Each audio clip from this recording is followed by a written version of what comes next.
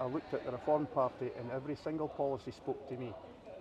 And I must say to all my friends, I have friends in the constituency, I have people that I grew up, that I went to school with in the constituency, and every single one of them, when we discussed this, all the policies, every single one of them said to me, speaks to them too.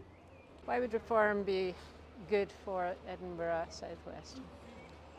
We're really talking about changing the whole idea of net zero.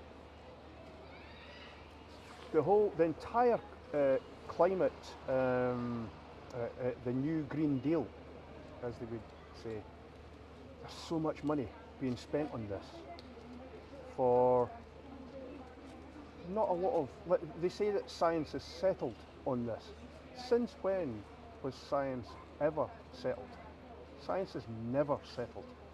What would the Reform Party's policy on climate change, if there is one, be in that case? To listen to the opposing science, to actually allow the science to be heard. Let's have a conversation about this. Let's actually get the science out, because we haven't actually yet seen the correlation of how CO2 heats up the planet. There's a model. Have you read any of the IPCC reports? Well, even the IPCC is agreeing that it's not really heating up as much as they thought it was going to be. But let's that face it, it is heating up. We're coming out of a cold period. The planet used to be a lot warmer. Climate change is happening, and it is cyclical, and it is natural. How would you eradicate poverty here in Edinburgh Southwest? Make the cost of living a lot cheaper. How would you do that? So for a start, it's all linked into the net zero policies, because we're paying so much in energy. Our energy bills have all gone through the roof. For a wind farm, for instance, everyone thinks that a wind farm, a turbine stands there in a field, turns and creates electricity. It basically, that's what it's going to do. But what happens when the wind doesn't blow?